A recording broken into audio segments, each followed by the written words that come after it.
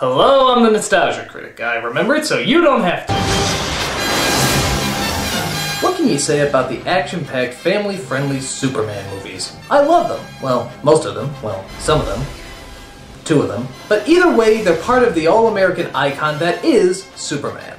Now, for as good as these movies get and as bad as these movies get, they all have their fill of stupid moments. Now, I know they're supposed to be lighter and more friendly, but most of the time they just come off as logically idiotic. That's why I've compiled a list of the top 11 dumbest moments in the Superman films. Why top 11? Because I like to go one step beyond. So, sit back and enjoy the top 11 stupidest Superman moments.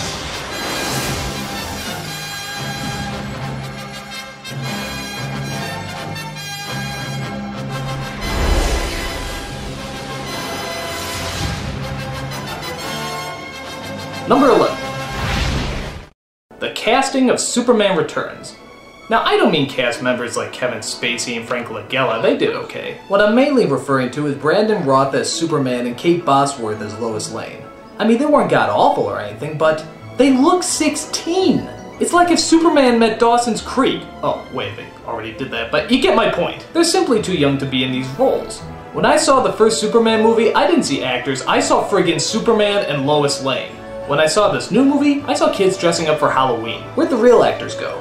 Sounds cheesy, I know. On top of that, they were pretty bland. I mean, both of them are supposed to be strong-willed, clever, and spunky characters. But here, it was like watching first graders holding hands at a school play. You didn't really buy it. It's a little alien. I guess the reasoning behind this casting was, despite his age, Brandon Routh did look an awful lot like Christopher Reeve. Well, if that's the reasoning, why didn't you hire this kid then? I don't know. Like I said, these two aren't horrible, they're just miscast. And when your protagonists look like people you'd ask to the prom rather than all-American heroes, something is definitely wrong. Personally, I think that's a load of crap. Number 10. The dumbass kid at Niagara Falls from Superman 2. Yeah, you remember this little moron? I mean, I know you gotta put people in perilous situations, but how dumb is this kid? And where the hell is his mother? Hey, Mom, look! Uh-huh. Yeah, honey, that's nice. Just don't fall off into the waterfall, okay, honey? I lost 5 of your brothers that way. I know kids do stupid things, but this is pretty hard to swallow. I mean, does the idiot have a death wish? My guess is he's probably friends with that girl who plays hopscotch off a cliff on that Korn album. That came totally out of nowhere! Remember me as a foolish clod!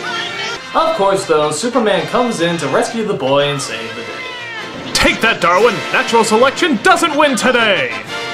There you go. Again! No, I'm sorry. Only one ride to a customer. And if you try to commit suicide again, I'll kill you. Number 9. The romantic flying scene recap from Superman 4. Now, we all remember the flying scene from the first Superman. It was charming, romantic, and all that other mushy stuff. But when you try to recreate it scene by scene, that's just embarrassing. Okay, so it starts off with Superman wanting to talk to Lois about something important. Rather than just flying to her apartment like before, he decides he wants to fuck around with her a bit. Clark, things aren't that bad! Clark, stop!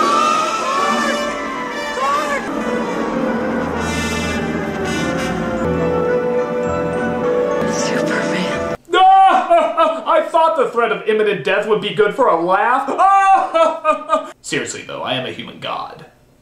So they decide to go flying around for some reason, as Lois has no questions about her co-worker of 20 years being the man of friggin' steel. She just kind of accepts it like she found an extra 20 in her pocket.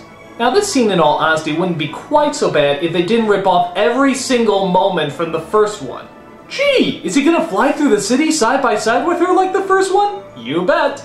Is he gonna support her with just his fingertips, which the laws of weight and mass totally says is impossible? You know it. Is he going to let her fall just so he can swoop down and save her? Well, it wouldn't be a complete ripoff if he didn't, would it? Outside of just using the direct clips, there's absolutely no difference between this scene and the one from the first film.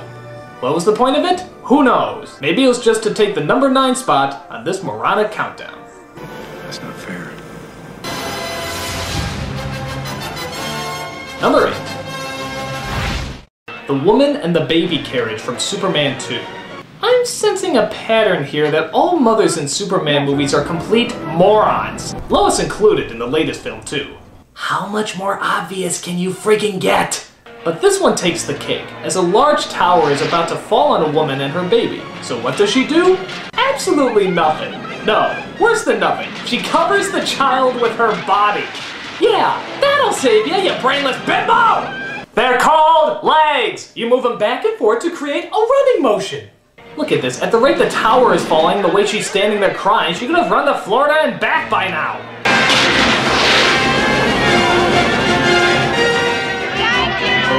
Thank you for not making me run in heels! I almost killed my only son. I don't know why mothers are so stupid in these movies, but quite frankly, this is why I think sometimes you need a license to be a parent. Like pets? I suppose so. Number 7. The special effects of Superman 4. To the credit of the first two films, you could never see those wires that were holding him up. Superman 4? Not so much. Look at all these wire shots. They don't even try to cover them. Or how about the effects in the scene I just showed you a moment ago? Yeah, Lois is falling pretty fast there, isn't she? She's falling to the ground like a feather.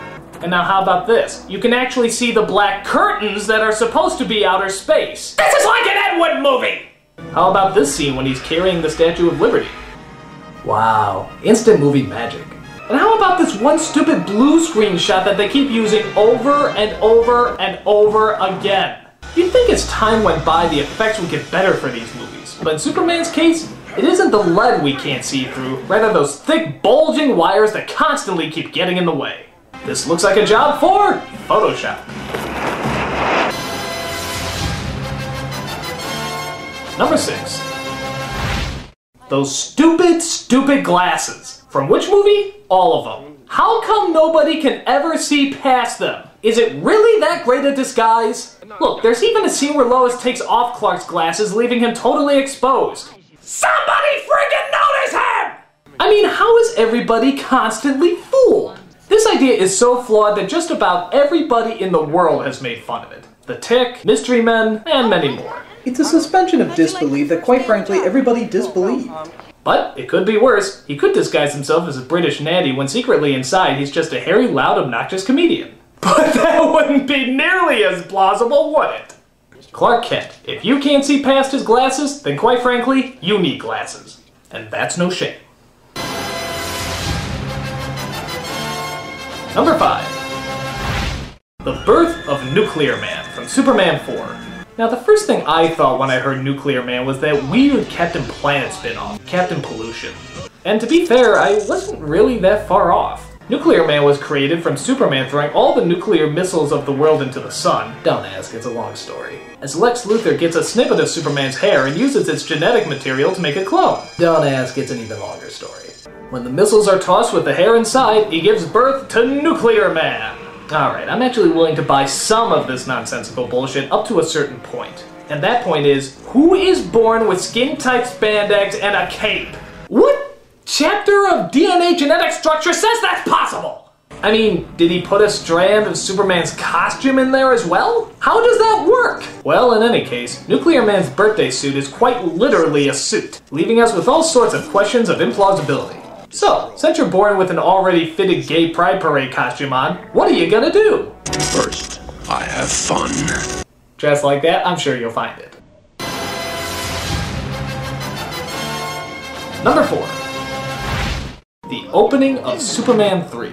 Talk about a movie that was already doomed from the start. First of all, look at these credits. All the Superman films began with the credits flying in space, with that kick-ass John Williams music. But this one, it looks like they were added in at the last minute. It's like that stupid Star Wars text option that comes with most movie editing software. And after that, it's pretty much just a half-assed Laurel and Hardy routine. As a guy trips looking at a woman, a lady on rollerblades crashes into a hot dog cart, the hot dog cart knocks over some phone booths, a toy penguin is set on fire, which scares a little doggy that knocks a woman over carrying groceries. It's the man into the fan and knock the ball in the rubber duck top mousetrap. I guarantee it's the craziest trap you'll ever see. You get the idea. It's about as obnoxiously overblown as a comedy routine can get, looking absolutely nothing like a Superman movie. In fact, the title just passes by. You wouldn't even notice it. But how can you when a man confuses his walking dog for a road painter? Yeah, because all blind people are friggin' idiots, right? A car speeds out of control, hits a fire hydrant, starts filling up with water. You figure that one out. As Superman comes in to rescue the guy from drowning in his own vehicle on dry land. This is like the dominoes of human misery. Seriously, all that's missing to top off this cliche comedic slosh is a fucking mind— Oh, you gotta be kidding me! This honestly does not seem real. I don't think there's enough wah-wah music to get us through this opening.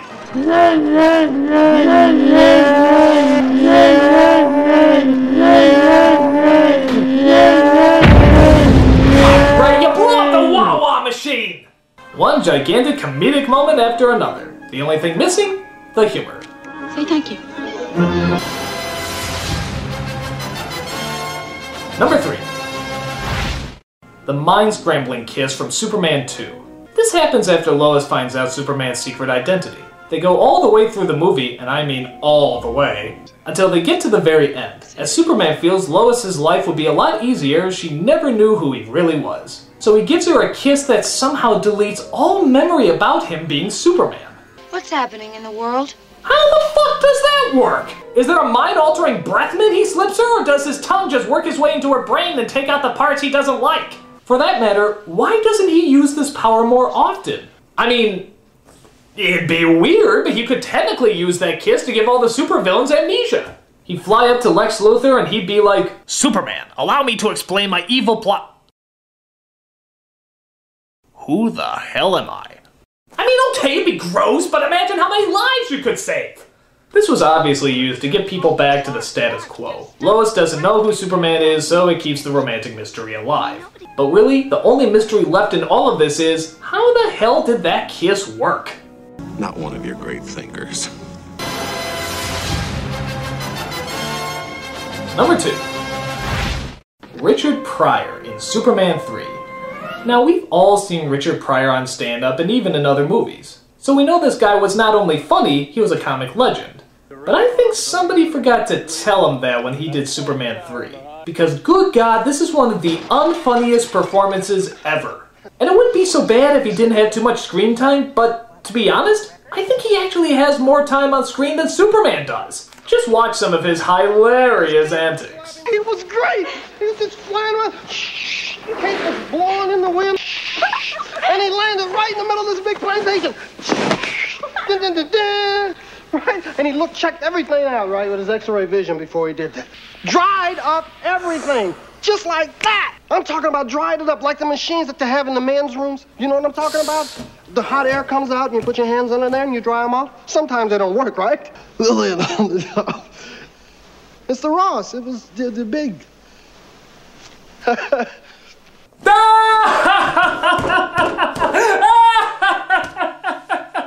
Wait, nothing was funny! I never seen nothing like it. Get off the stage! Mickey was on the bottom. Superman's bad. No, you're bad. I mean, you're really bad. I seriously don't know who's to blame. The director, the actor, the writer, I don't know. But nothing about him works. It's like one of those gamma rays came out and sucked out all the funny from him. I mean, what happened? Don't call me a bum. I'm not a bum. From comedic god to comedic clod, this is one performance from a comedy legend that I'm sure he wants to forget. Thank the Lord for Superman! And the number one dumbest Superman moment is... spinning the Earth backwards from Superman 1. It's ironic that the first and best of the movies should have the biggest flaw, but in this nonsensical, moronic conclusion to an otherwise flawless movie, it's pretty hard to overlook. It all starts as Lois Lane actually dies in an earthquake because Superman could only stop one missile but not the other. So we have a very sad and very dramatic moment, which is suddenly botched by probably the biggest cop-out in Superman history. Superman flies around the world several times, forcing the rotation of the Earth to go backwards, thus sending everything back in time. That way he can stop the other missile, allowing Lois to live. Where the hell do I begin? First, if you stop the Earth and spin it back in time, you wouldn't time travel. People would just fall off the friggin' thing. And everyone will fly off the face of the Earth. Second, if Superman can fly so fast that he could spin the Earth backwards, why the hell couldn't he just get both missiles then? Look, one will be there and one will be there. He passes them in like a nanosecond! Even you, with your great speed, couldn't stop both of them. No, he's just fast enough to fly around the Earth and change the rotation. Third, if he went back to save Lois, that must mean there's another Superman somewhere stopping the one other missile from before. So, really, shouldn't there be two Supermans flying around? I mean, where's the other one? And if he didn't get so angry because Lois didn't die, does that mean he would have no reason to spin the Earth back to begin with? Fourth, why hasn't he done this before? I mean, wasn't there a day when he came in late to work and was like, ooh, 9:05, they'll dock my pay if I'm late again. 8:59, right on schedule. That's 4 problems with my #1 pick, as people still today can't figure out the technicals of this scene. No logic, no reason, no way that this moment makes any sense whatsoever. And those are the top 11 stupidest Superman moments. But I have to admit, for all the bad times, the Superman movies really do manage to put me in a good mood. Like seeing Christopher Reeve right before he had that tragic accident and died. Or Margaret Kidder right before she went mentally insane. Or the shots of New York with the World Trade Center in the background. I'm the nostalgia critic. Now I'm gonna go kill myself.